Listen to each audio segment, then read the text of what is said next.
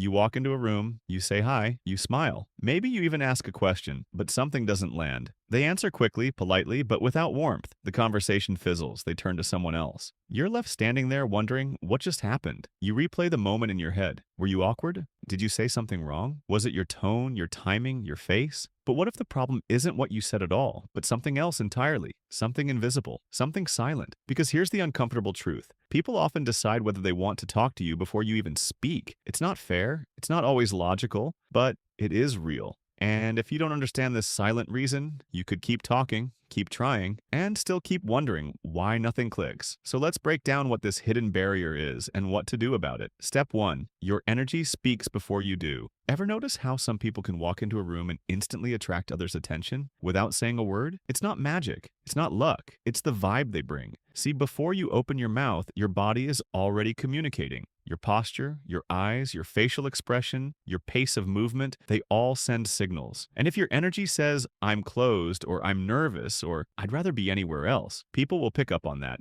even if they don't realize it. Think about it. Would you walk up to someone who looks tense, distracted, or guarded? Probably not. But someone who feels open, grounded, and present? That's magnetic.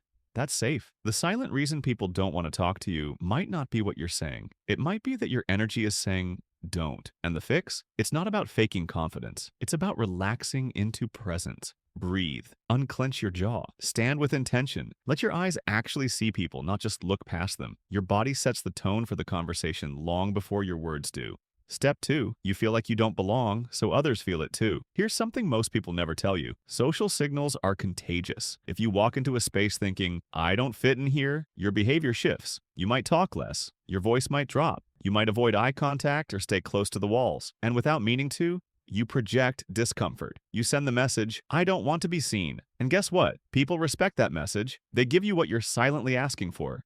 Distance. But it's a self-fulfilling cycle, because the more people keep their distance, the more you feel like you don't belong. The truth? Belonging is not something people give you. It's something you claim. It starts inside. You walk in and decide that you belong there. Not because you're the loudest or smartest or most charming, but because you're human. And humans belong with humans. When you carry that energy, that simple, grounded sense of self-worth, you change how people respond. They lean in, not because you forced it, but because your silent signals say, it's okay to come closer. Step 3. You're listening with walls up. You might be the kindest person in the room. You might ask thoughtful questions. You might genuinely want to connect. But if you're listening with your guard up, always assessing, analyzing, protecting yourself from judgment, then people feel that. It's subtle, but it matters. Great conversations don't happen because two people exchange information. They happen because two people let their guard down just enough to be seen. But that takes emotional availability, and that's where a lot of us struggle. We want connection, but we're afraid of being misunderstood. We want to open up,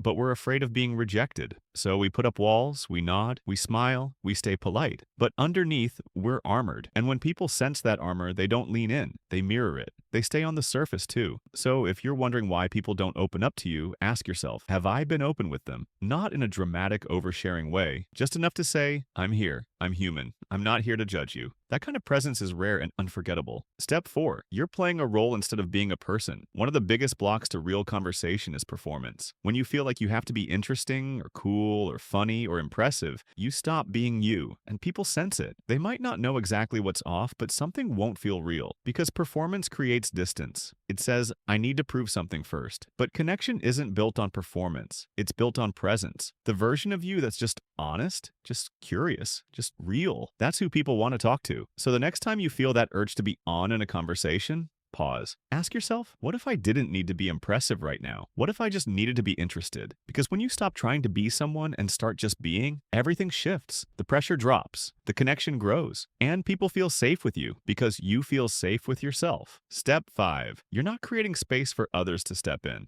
Conversations are a dance, but a lot of people treat them like a monologue. They talk, they explain, they jump in with stories or opinions, but never leave room for others to participate. And slowly the conversation dies, not because the topic wasn't good, but because there was no space for the other person to exist inside it. People want to feel seen, heard, included. If you don't pause to ask, what about you? Or have you felt that? Then the conversation becomes one-sided, and one-sided energy pushes people away. So make space. Invite. Listen with the intent to understand, not just to respond. Give people room to be themselves. That simple shift from talking at someone to sharing with someone is often the difference between awkward silence and effortless connection. Connection begins where performance ends. We spend so much time trying to figure out the perfect thing to say, the right moment to speak, the clever angle to approach a topic. But we forget. People don't connect with perfect, they connect with real. The silent reason people don't want to talk to you isn't because you're boring. It's not because you're awkward. It's because something in your presence says, not yet,